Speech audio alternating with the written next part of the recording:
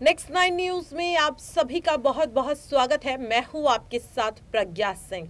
क्या पल्लवी पटेल ये समझ चुकी हैं कि अब अखिलेश को नाराज करना उन्हीं पर भारी पड़ने वाला है?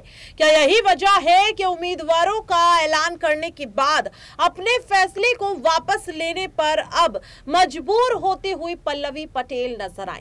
ये सवाल आखिरकार लगातार क्यों सामने आ रहे हैं? पल्लवी पटेल जब पहले ही 3 सीटों की मांग पूरी न होने को लेकर नाराजगी जाहिर करती हैं और यहां पर अखिलेश यादव की पार्टी सपा के साथ गठबंधन को तोड़ देती है।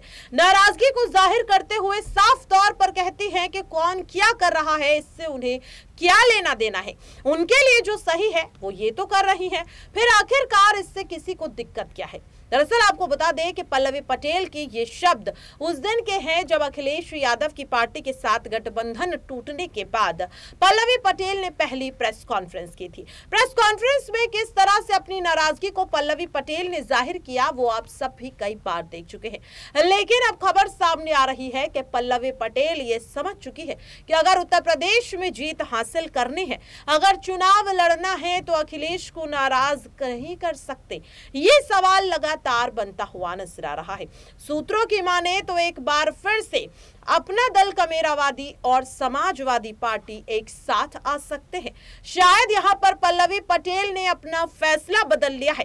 ये कयास लगातार लगाए जा रहे हैं। आखिरकार इन कयासों के पीछे का कारण क्या है?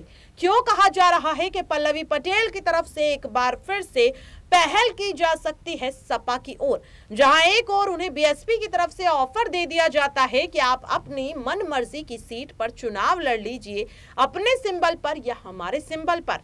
फिर भी आखिरकार क्यों पल्लवी पटेल अभी भी कोशिश कर रही हैं कि सपा के साथ एक बार फिर से गठबंधन में आ सके?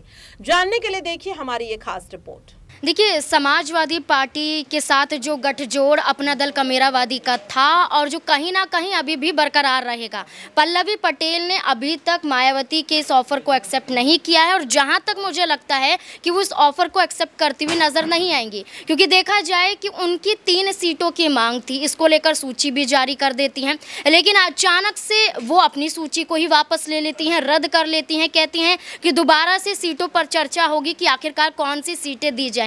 बार बार वो इंडिया गठबंधन का नाम लेती हैं और ये कहते हैं कि इंडिया गठबंधन फैसला करेगा कि अपना दल कमेरावादी आपके साथ जुड़ा रहना चाहिए या नहीं रहना चाहिए। लेकिन नाज़मीन, यहाँ पर अपना दल कमेरावादी के प्रदेश सचिव हैं उमेश पटेल, वो ये साफ कर चुके हैं, उन्होंने अभी बयान दिया है कल ही के बसपा के साथ उनका गठबंधन पूरी तरह से कंफर्म है और आज इसी बात की पुष्टि जो है वो पल्लवी पटेल करने वाली हैं। तो यहाँ पर पार्टी तो साफ कर रही है कि गठबंधन बसपा का होने वाला है, फिर आखिरकार आप कैसे कह रही हैं कि नहीं होता हुआ नजर आएगा? यहाँ पर पल्लवी पटेल ने ये भी कहा है, उनकी तरफ से ये कहा जा रहा है कि 15 सीटों पर वो चुनाव लड़ेंगे और 15 सीटों पर चुनाव लड़ने के लिए उन्होंने ये नहीं कहा है कि वो बसपा की तरफ जाएंगी, सपा की तरफ जाएंगी, बल्कि वो अकेले अपने दम पर चुनाव लड़ने की बात कर रही थी। लेकिन सवाल ये उठता है कि जब उनके पास सांसद है ही नहीं तो वो किस बिना पर अकेले उत्तर प्रदेश में चुनाव लड़ते हुए नजर आएंगी? बसपा की बात करें तो बसपा की तरफ से ये कहा जा रहा है कि आपकी जो मनपसंद सीटें हैं, यानी कि फूलपुर की बात करिए, आप मिर्जापुर की बात करिए, कौशाम्बी की बात करिए,